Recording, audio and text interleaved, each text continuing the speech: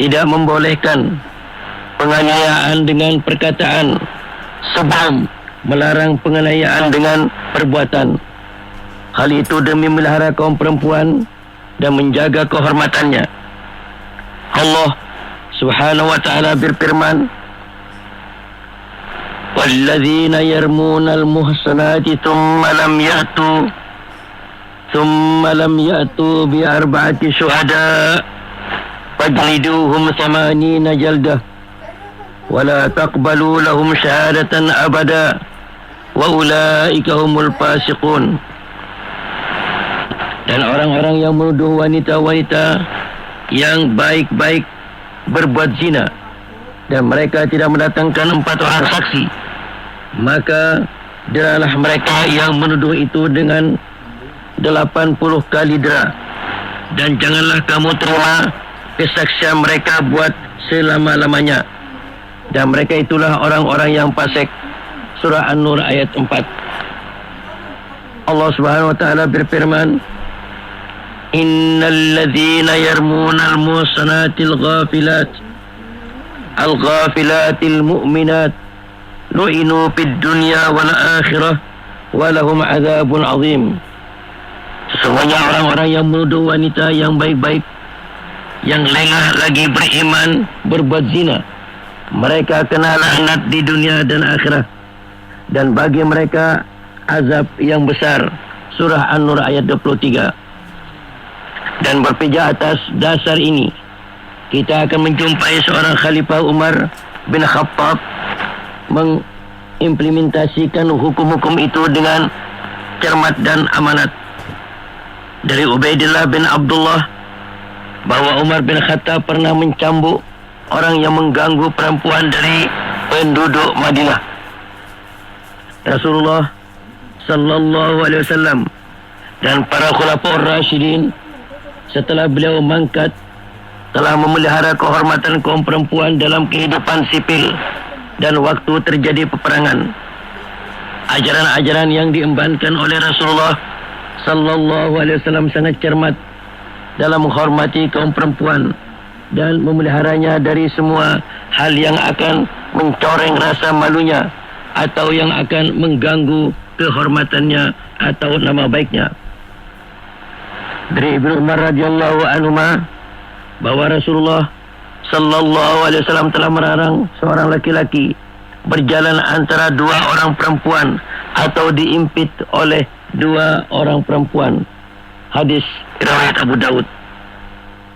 Dari Syabi berkata, telah datang seorang perempuan kepada Umar radhiyallahu anhu lalu berkata, wahai Amirul Mukminin, saya telah menemukan seorang anak kecil. Kemudian saya menjumpai seorang perempuan Koptik yang membawa 100 dinar. Lalu saya mengambil dinarnya. Kemudian saya pakai untuk menyewakan seorang perempuan yang menyusuinya. Kemudian ada 4 orang perempuan datang menyium bayi tersebut, tapi saya tidak mengetahui siapa dari mereka itu ibunya. Lalu Umar berkata, bila mereka itu datang, beritahukan saya. Kemudian saya pun menjalankan perintahnya. Kemudian Umar berkata kepada salah seorang perempuan itu, siapa di antara kamu ini yang menjadi ibu anak ini? Perempuan itu menjawab, demi Allah, apa yang kau lakukan bukanlah perbuatan baik dan terpuji, wahai Umar. Perempuan yang sudah ditutup keaibannya oleh Allah karena engkau ingin membongkar rahasianya. Lalu Umar menjawab, kamu benar. Kemudian Umar mengatakan kepada perempuan tersebut, apabila mereka itu datang, jangan kamu tanya kepada mereka itu suatu apapun, dan berbuat baiklah kepada anak mereka itu. Hadis riwayat Tabrani. Dari Hormuz bin Abdurrahman bin Rafi' bin Hudayj, dari ayahnya, dari kakeknya, ketika terjadi perang Khandaq, tiada satu benteng yang lebih kuat dari benteng Bani Harithah. Lalu Rasulullah sallallahu alaihi wasallam memasukkan orang-orang perempuan, anak-anak kecil dan budak-budak wanita ke dalam benteng tersebut. Kemudian Rasulullah sallallahu alaihi wasallam berpesan kepada mereka, jika ada orang yang menyerbu kamu, maka ayunkanlah kepadanya hunusan pedang. Kemudian datanglah seorang laki-laki dari Bani Sa'labah bin Sa'ad yang bernama Bakhdan dengan menunggang kuda sehingga dia berhasil memasuki benteng. Dan dia katakan kepada semua orang perempuan yang ada di dalamnya, serahkanlah dirimu kepada saya, dan itu lebih baik untuk kamu. Lalu perempuan-perempuan yang ada di dalamnya menggerakkan hunusan pedang, dan hal itu dilihat oleh para sahabat. Lalu sekelompok sahabat dengan cepat mendatangi benteng tersebut, dan di antara mereka itu ada seorang dari suku Harithah bernama Zuhair bin Rafi', dan dia berkata, wahai Bakhdan, lawan saya perang tanding dulu. Lalu Bakhdan maju melawannya, tapi dia dikalahkan sehingga berhasil dibunuh. Kemudian kepalanya dibawa ke Rasulullah sallallahu alaihi wasallam. Hadis riwayat Tabrani. Dari Qilah bahwa dia telah keluar mencari teman untuk pergi ke Rasulullah pada awal dia masuk Islam. Lalu dia bercerita, kemudian saya mendatangi saudaraku yang menikah dengan seorang Bani Syaiban, dan suaminya pun datang. Kemudian dia berkata, saya telah menemukan untuk Qilah seorang teman. Dia adalah seorang yang jujur. Lalu adikku bertanya kepada suaminya, siapa itu? Suaminya menjawab, dia adalah seorang Harith bin Hasan Asy-Syaibani. Dia akan berangkat besok pagi menjadi utusan Bakar bin Wa'il kepada Rasulullah sallallahu alaihi wasallam. Qilah meneruskan ceritanya, kemudian saya keluar bersama seorang teman yang jujur itu, sehingga kami datang ke Rasulullah sallallahu alaihi wasallam. Pada saat itu Rasulullah sallallahu alaihi wasallam sedang menunaikan salat fajar. Sinar fajar sudah mulai menyingsing dan bintang gemintang di langit masih kelihatan bertebaran, dan seseorang masih belum saling kenal satu sama lain karena gelapnya malam. Kemudian saya katakan di depan Rasulullah sallallahu alaihi wasallam, demi Allah, saya belum pernah menemukan seseorang yang menjadi penunjuk jalan di tengah-tengah kegelapan dan pemberani seperti orang ini. Dia sangat menjaga kesucian dirinya dari temannya. Sampai kami datang ke Rasulullah sallallahu alaihi wasallam. Lalu laki-laki itu berkata, saya tidak mau melakukan dosa, sedangkan saya akan menyaksikan Rasulullah sallallahu alaihi wasallam. Dan sungguhnya saya menyatakan bahwa saya senantiasa akan menjadi saudaramu selama hidupku, karena engkau telah memujiku di depan Rasulullah sallallahu alaihi wasallam. Kemudian Qilah menjawab, karena perasaanmu ini telah kamu ungkapkan, maka saya tidak akan menyia-nyiakannya untuk selama-lamanya. Hadis riwayat Tabrani. Dari Ummu Ja'far bahwa Fatimah putri Rasulullah sallallahu alaihi wasallam berkata, wahai Asma, saya tidak setuju sekali dengan bentuk keranda untuk kaum perempuan. Mereka menutupinya dengan pakaian, tapi masih melukiskan tubuhnya. Lalu Asma berkata, wahai putri Rasulullah sallallahu alaihi wasallam, mungkinkah saya perlihatkan kepada engkau apa yang pernah saya saksikan di negara Habasyah atau Ethiopia? Kemudian Asma meminta untuk didatangkan pelapa korma yang masih basah. Lalu dia menganyamnya, kemudian di atasnya itu ditaruhkan kain untuk menutupinya.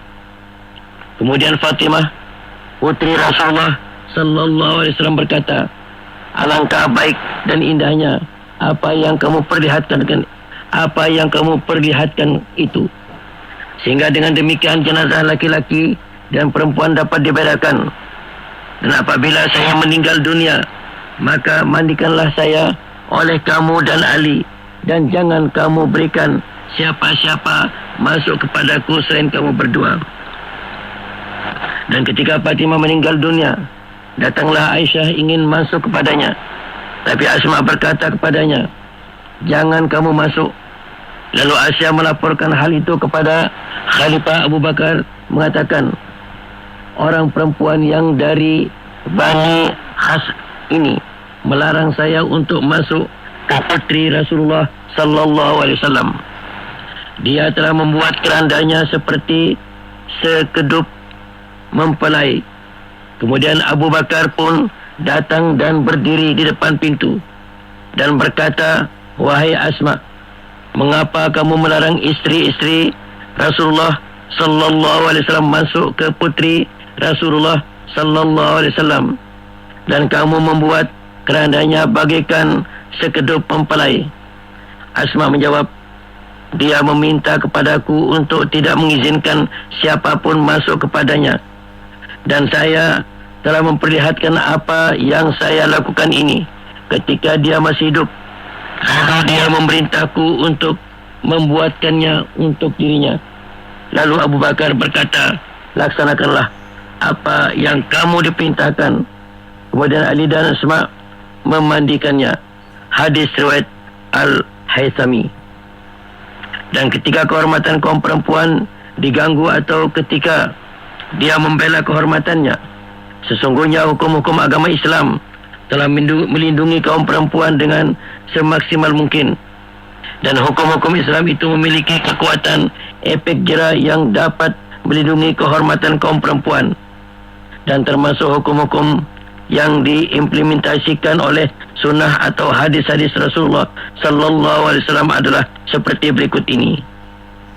Dari Ikrimah berkata, Umar bin Khattab telah menetapkan kepada seorang perempuan yang diganggu keperawanannya dengan sepertiga diat. Hadis riwayat Abdul Razik. Dari Syaib bin Yazid, bahwa ada seorang laki-laki yang ingin mengganggu seorang perempuan, lalu perempuan itu melemparinya dengan batu sehingga dia mati. Kemudian hal itu dilaporkan kepada Umar bin Khattab, dan Umar berkata, orang itu adalah musuh Allah yang harus dibunuh, sebab itu tidak ada bayaran dianya. Hadis riwayat Abdul Razik. Dan termasuk hak-hak kaum perempuan adalah haknya untuk dijaga perasaannya, karena menjaga perasaan kaum perempuan adalah sebuah cahaya yang lahir dalam sejarah dengan munculnya agama Islam. Sebelumnya tidak ada hak yang memelihara perasaan kaum perempuan. Lalu Islam datang dan menuntun tangan kaum perempuan mendaki tangga keluhuran, sehingga dengan demikian kaum perempuan telah memiliki esensi dan kehormatan yang belum pernah terbayang sebelumnya. Termasuk fenomena pemeliharaan perasaan kaum perempuan adalah seperti yang dijelaskan dalam hadis-hadis berikut ini. Dari Syabi berkata, ketika Fatimah menderita sakit, lalu didatangi oleh Abu Bakar As-Siddiq radhiyallahu anhu. Lalu dia minta izin untuk masuk. Kemudian Ali berkata, wahai Fatimah, ini ada Abu Bakar minta izin untuk menziarahimu. Apa kamu mengizinkannya? Fatimah bertanya kepada Ali, apakah kamu mengizinkannya? Ali menjawab, iya, saya mengizinkannya. Kemudian Fatimah mengizinkannya untuk masuk menziarahinya, dan Abu Bakar pun masuk meminta maaf kepadanya seraya berkata, demi Allah, tiadalah saya meninggalkan rumah, harta, keluarga dan handai tawalanku, melainkan hanya untuk mencari keredaan Allah dan Rasulnya, serta keredaanmu sebagai Ahlul Bait atau keluarga Rasulullah sallallahu alaihi wasallam. Hadis riwayat Baihaqi. Dari Anas berkata, ketika Rasulullah sallallahu alaihi wasallam mangkat, Abu Bakar berkata kepada Umar, mari kita pergi menziarahi Ummu Aiman seperti Rasulullah sallallahu alaihi wasallam menziarahinya. Lalu kami berangkat untuk menziarahinya, dan kami menjumpainya menangis terseduh-seduh. Kemudian Abu Bakar dan Umar berkata kepadanya, wahai Ummu Aiman, sungguhnya apa yang di sisi Allah lebih baik bagi Rasulullah sallallahu alaihi wasallam. Lalu Ummu Aiman berkata, saya sudah mengetahui bahwa apa yang ada di sisi Allah lebih baik bagi Rasulullah sallallahu alaihi wasallam. Tapi saya menangis atas terputusnya berita yang turun dari langit. Dan karena mereka berdua melihatnya menangis, maka kedua-duanya pun ikut menangis terseduh-seduh. Hadis riwayat Muslim. Kita akan menjumpai Rasulullah sallallahu alaihi wasallam sangat rindu kepada kaum perempuan dan sangat memelihara perasaannya supaya perilakunya itu menjadi metode yang diimplementasikan kepada umat Islam. Termasuk beliau sangat memelihara perasaan putrinya Siti Fatimah dari penderitaan penyakit kecemburuan. Lalu Rasulullah sallallahu alaihi wasallam melarang Ali radhiyallahu anhu untuk menikah dengan wanita lain demi menjaga perasaan putrinya. Dari Ali bin Husain bahawa Miswar bin Makhramah berkata, sesungguhnya Ali telah melamar seorang putri Abu Jahal. Lalu hal itu diketahui oleh Fatimah. Kemudian beliau datang melaporkannya kepada Rasulullah sallallahu alaihi wasallam. Seraya berkata, kaummu menyangka bahawa engkau tidak akan membela putrimu. Ini Ali akan menikah dengan seorang putri Abu Jahal. Kemudian Rasulullah sallallahu alaihi wasallam berdiri. Dan pada saat itu saya mendengar beliau bersabda selanjutnya, saya menikahkan Abu As bin Rabi'. Pada awalnya dia membangkang kepadaku, lalu dia beriman.